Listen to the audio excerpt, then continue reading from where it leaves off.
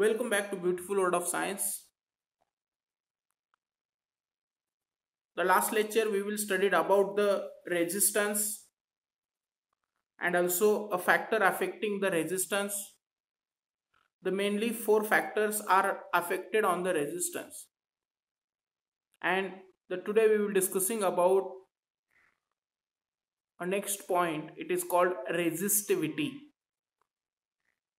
What is meant by resistivity? तर एकंदरीत जर बघायचं झालं तर मागच्या लेक्चर पर्यंत आपण रेजिस्टन्स आणि त्याच्यावरती परिणाम करणारे जे काही घटक आहेत त्या सगळ्या बाबतचा अभ्यास आपण मागच्या लेक्चर मध्ये केलेला होता. आता आपण नवीन पॉइंटला सुरुवात करणार आहोत. It's a resistivity. What is meant by resistivity? Then listen carefully. मी काय सांगत होतो तर रेजिस्टिव्हिटी विषयी आज आपण या चॅप्टर मध्ये आणि या पॉइंट मध्ये पाहणार आहोत. तर तुम्हाला फरक समजला पाहिजे. Resistance and resistivity. What is the difference between resistance and resistivity? In this lecture we will study in detail about a resistivity. Resistivity म्हणजे नेमकं काय आहे, ही काय भानगड आहे, हे काय प्रकार आहे, या सगळ्याची माहिती आपण टोटली या ठिकाणी पाहणार आहोत. Then what is meant by resistivity? Then listen carefully. At a given temperature, consider the resistance of conductor is R. विशिष्ट तापमानाला समजा कंडक्टरचं रेजिस्टन्स हे R आहे. Length of conductor is L. Length काय आहे? L आहे. And area of cross sectional area म्हणजे कोणता एरिया हे तुम्हाला मी काल डायग्राम मध्ये ऑलरेडी स्लाइड मध्ये दाखवलेला आहे. त्याच्यामुळे मी आज वापस ते एक्सप्लेन करत बसणार नाही. क्रॉस सेक्शनल एरिया म्हणजे नेमका कोणता area? That is the cross sectional area A. Then when the length of conductor increases the resistance is also increases. जर कंडक्टरची लेंथ हे इंक्रीज होत असेल तर रेजिस्टन्स सुद्धा काय होतं? इंक्रीज होतं. हे आपण काल factors affecting on the resistance मध्ये बघितलेलं आहे. बरोबर आहे. म्हणून द डेरिवेशन इज, म्हणून हे डेरिवेशन आपल्याला या ठिकाणी पाहायचं आहे. If the resistance of a conductor is R, then the resistance is directly proportional to the L म्हणजे लेंथ ऑफ कंडक्टर. बघा, लेंथ ऑफ कंडक्टर या ठिकाणी जर तुम्ही बघितलात तर हे बघा, R is directly proportional to the L because of and increase the length of conductor then increase the resistance. म्हणून आपण असं याला घेऊ शकतो. म्हणून मी या ठिकाणी काय केलं? Resistance is directly proportional to the L. Resistance हा डायरेक्टली प्रोपोर्शनल आहे कोणाला? L ला. This is the equation number first. हा झाला इक्वेशन नंबर फर्स्ट. बरोबर आहे. When area of cross sectional of conductor increases then resistance decreases. पण in the last lecture we will studied about a area of cross sectional. पण आपल्याला असं जाणून आलं की ज्यावेळेस एखाद्या कंडक्टरची जाडी वाढते, विड्थ वाढते, बरोबर आहे, त्यावेळेस त्याचं रेजिस्टन्स हे कमी होतं. वाढतं का? नाही वाढत. ते काय होतं? कमी होतं. म्हणून the second condition is, second condition काय सांगितले बघा, the resistance is inversely proportional to the, कोणाला इनव्हर्सली प्रोपोर्शनल आहे? That is the cross sectional area. Cross sectional एरियाला हा इनव्हर्सली प्रोपोर्शनल आहे. म्हणून मी याला दिलं इक्वेशन नंबर 2. बरोबर. That is the cross sectional area. म्हणून therefore from equation 1 and 2, equation 1 आणि 2 वरून आपल्याला तिसरं इक्वेशन म्हणजे आपल्याला काय मिळतं बघा, लक्ष द्या. तिसरं या ठिकाणी दिले पहा, हे तिसरं, resistance is directly proportional to the length of conductor and inversely proportional to the cross sectional area. बरोबर आहे, बघा लक्ष द्या. then the final R is equal to P L divided by A. P काय आहे? P is the constant of proportionality of resistivity. रेझिस्टिव्हिटीचं P या ठिकाणी जे दिलेलं आहे हे कॉन्स्टंट आहे. बघा, P is the constant of resistivity. Resistivity बघा, P is the constant of proportionality of resistivity. रेझिस्टिव्हिटीचं ते काय आहे? कॉन्स्टंट आहे. म्हणून या ठिकाणी R is equal to P L divided by A हा भाग आपण घेतलेला आहे. म्हणून या ठिकाणी आपण याला आपण असं करू शकतो का? P is equal to R. बघा, P हा कसा आहे? मल्टिप्लाय आहे. कोणाला? लेंथला आणि बघा लक्ष द्या एरियाला. तर त्यावेळेस काय होईल? जर आपण याला P ला इज इक्वल टूच्या या साईडला जर घेतलं तर नेमका काय फरक होणार आहे पहा. या ठिकाणी मी तुम्हाला दाखवू इच्छितो. आता हे सगळं बाकीचं मी खोडतो. जर आपण त्याला इज इक्वल टूच्या या साईडला जर घेतलं तर नेमका काय परिणाम पडतो मी या ठिकाणी तुम्हाला हे दाखवत आहे. Then P is equal to R, that is the resistance of conductor into cross sectional area divided by length. बरोबर, असं निर्माण होईल ना.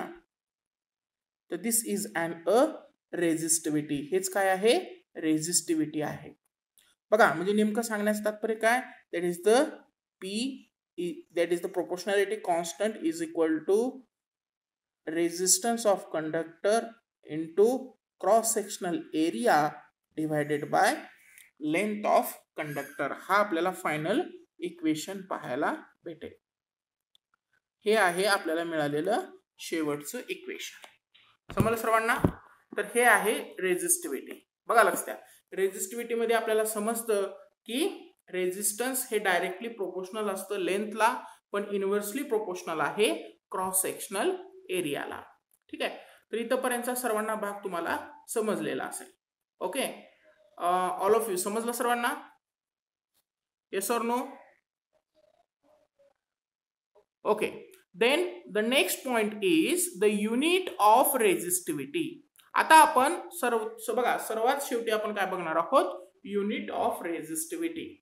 बघा, डेफिनेशन रेझिस्टिव्हिटीची काय?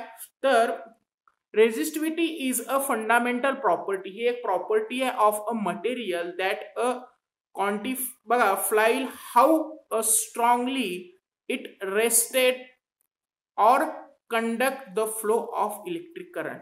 म्हणजेच काय? Resistivity this is a fundamental quantity and it's बघा लक्ष द्या, how to conduct the flow of electric current. हे मटेरियलची काय आहे? फंडामेंटल क्वांटिटी आहे.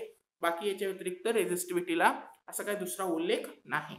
Then we will study the unit of a resistivity. आता रेझिस्टिव्हिटीचं युनिट काय सांगा बरं? The unit of resistivity is that is the ohm metre. बघा, रेझिस्टिव्हिटीचं युनिट काय आहे मी या ठिकाणी तुम्हाला दाखवतो. The unit of resistivity is ohm. बरोबर आहे, अँड मीटर. ओहम मीटर हे युनिट आहे. ओहम कशाने दाखवलं जातं? बघा, ओहमचं चिन्ह मी या ठिकाणी दिले, वापस काढून दाखवतो. The unit of resistivity is ohm metre. बघा लक्ष द्या. ठीक आहे, ओहम मीटर हे काय आहे? Unit of resistivity. हे रेझिस्टिव्हिटीचं काय आहे? युनिट आहे. आता ओहम मीटर हे सर तुम्ही कसं काढलात? बरोबर, तुम्हाला प्रश्न पडायला पाहिजे. बरोबर आहे, तर मी ते तुम्हाला सॉल्व्ह करून दाखवतो की हे मी ओहम मीटर कशा पद्धतीने युनिट काढलेला आहे. बघा लक्ष द्या. What is the unit of resistance? रेझिस्टन्सचं युनिट काय आहे? ओहम. OHM. बरोबर आहे, इनटू फॉर्म्युला काय होता? अगोदर फॉर्म्युला दाखवतो तुम्हाला मी. फॉर्म्युला काय आपण काढला? Final formula P is equal to R into A, that is the resistance of conductor and cross sectional area divided by length of conductor. हा झाला आपला फायनल फॉर्म्युला जो की आपल्याला भेटलेला आहे. आता याच्यावरून आपल्याला काय काढायचं आहे तर बघा त्याचं युनिट म्हणजे रेझिस्टिव्हिटीचं युनिट काढायचं आहे. तर R is the resistance of conductor या ठिकाणी घेतले, A is the cross sectional area and length, ह्या तिघांचं युनिट काय आहे ते आपल्याला या ठिकाणी घ्यायचं आहे. आता मी तेच घेणार आहे, सर्वांनी लक्ष द्यायचं, काळजीपूर्वक लक्ष द्यायचं. The unit of resistance is ohm. ठीक आहे, ओहम. त्याच्यानंतर what is the unit of cross sectional area, एरियाचं काय मीटर स्क्वेअर.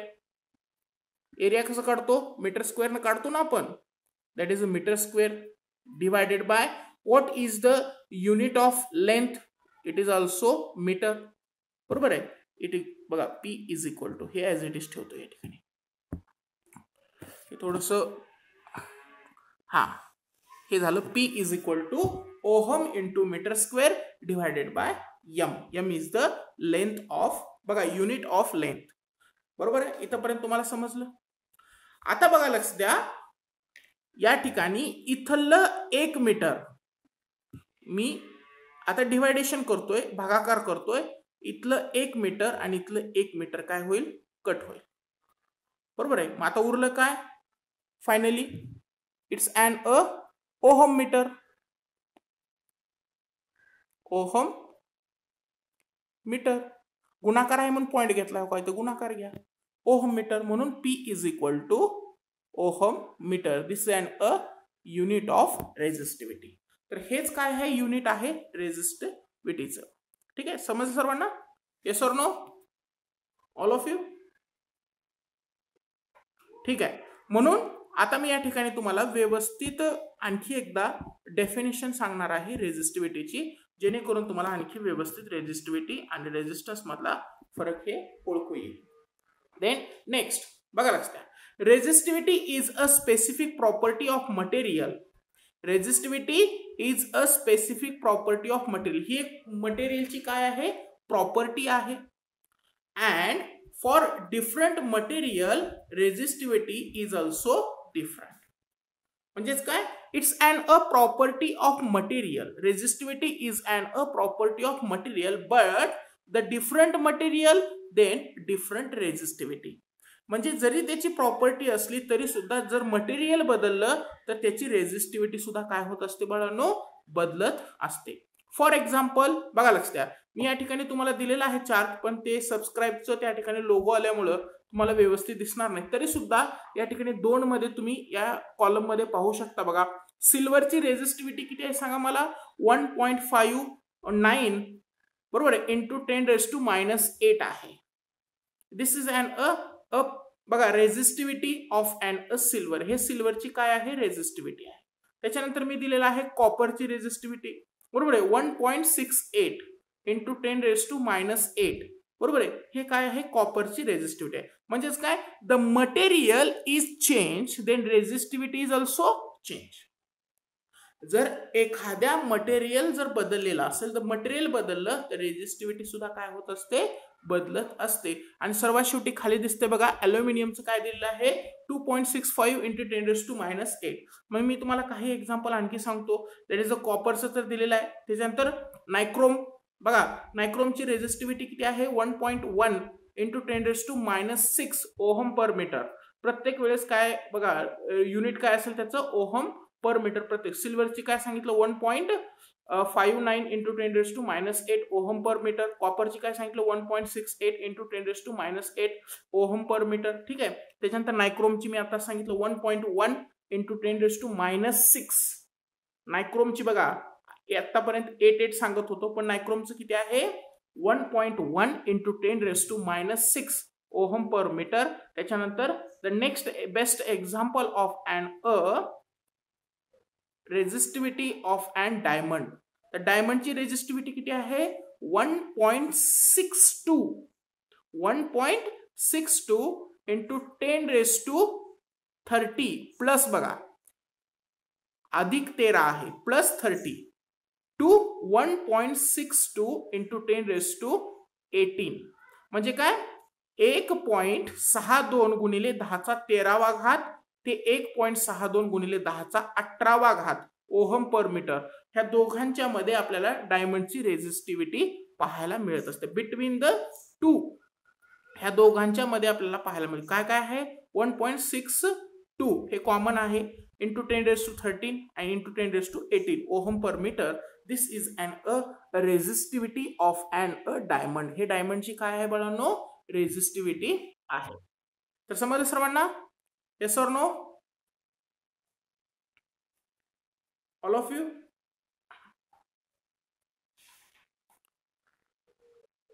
Very good. तर बघा आपण याच्यामध्ये काय काय शिकलं तर रेझिस्टिव्हिटी म्हणजे नेमकं काय आहे ठीक आहे. त्याच्यानंतर आपण त्याचं डेरिव्हेशन बघितलं, त्याच्यानंतर आपण त्याचं युनिट प्रूव्ह करून बघितलं, त्याच्यानंतर रेझिस्टिव्हिटी हे जर मटेरियल बदललं तर ते रेझिस्टिव्हिटी बदलते का हे बघितलं, त्याच्यानंतर काही एक्झाम्पल्स बघितले की त्याची रेझिस्टिव्हिटी किती आहे ठीक आहे. तर इथपर्यंत आपण या ठिकाणी घेतलेलं आहे. सर्वांना समजलेलं असेल.